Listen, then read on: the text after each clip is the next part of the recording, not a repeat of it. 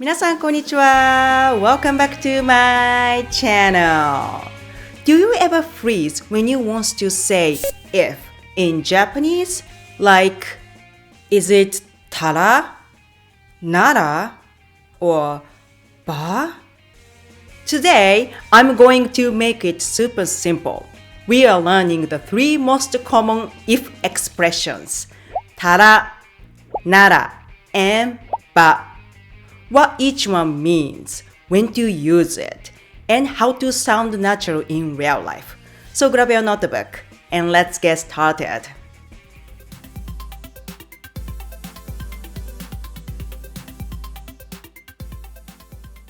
Let's start with the most flexible general conditional, ba.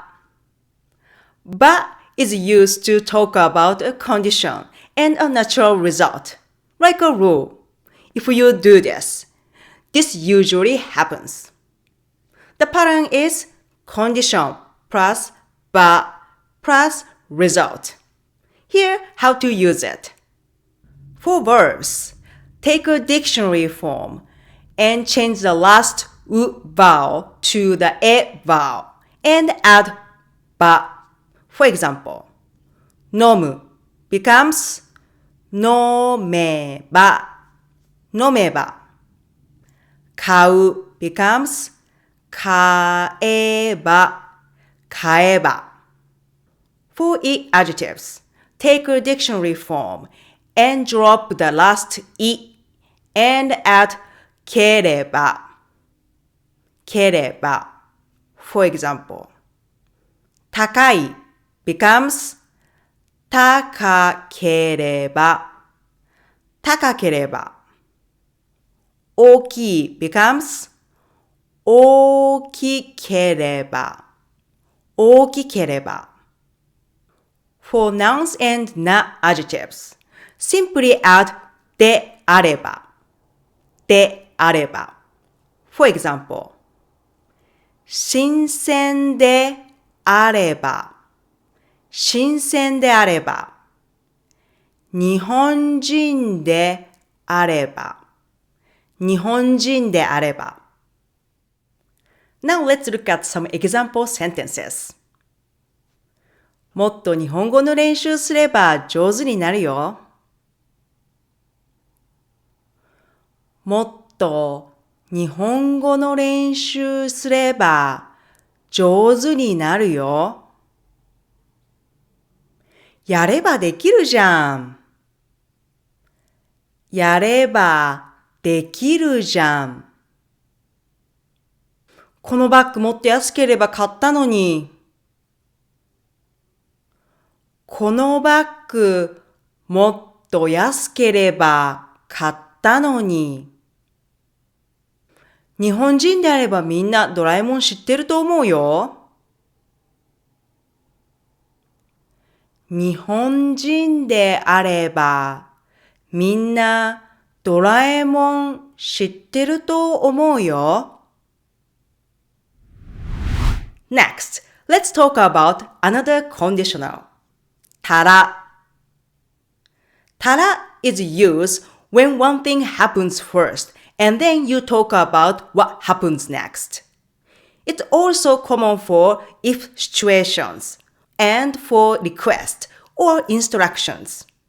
To use tara, take the past form of verb, adjective, or noun, like 食べた、美味しかった、綺麗だった、先生だった、and add ら。Let's look at some examples. 明日天気良かったら公園行こう。明日天気良かったら公園行こう。宿題終わったらゲームしてもいいよ。宿題終わったらゲームしてもいいよ。時間があったら手伝ってくれない？時間があったら手伝ってくれない？東京だったら車なくても電車でどこでも行けるよね。東京だったら車なくても電車でどこでも行けるよね。Lastly, we have nara. Nara is used when the if part is already known or already brought up. It's like saying, if that's the case, or, well, if you say so. To use nara, just add nara to any plain form of verb, adjective, or noun. Let's look at some example sentences. 今忙しいならまた後で連絡するね。今忙しいならまた後で連絡するね。今夜和食が食べたいなら寿司でもどう？今夜和食が食べたいなら寿司でもどう？納豆嫌いなら食べなくていいよ。納豆嫌いなら食べなくていいよ。佐藤先輩なら知ってると思います。佐藤先輩なら知ってると思います。We often add moshi at the beginning of a conditional sentence to emphasize the if. To use moshi, just put it at the beginning of the sentence that uses tara, nara, or ba. Let's look at some examples. もしこの服大きければ小さいサイズと交換できます。もしこの服大きければ小さいサイズと交換できます。もし週末暇だったらランチでも行かない？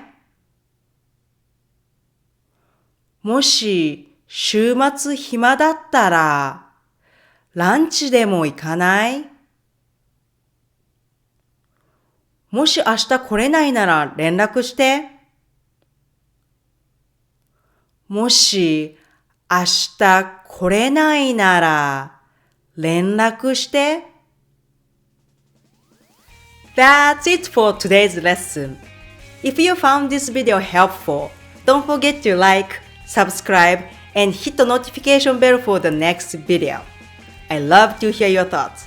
Please leave a comment down below and let me know what would you like to see in my future videos.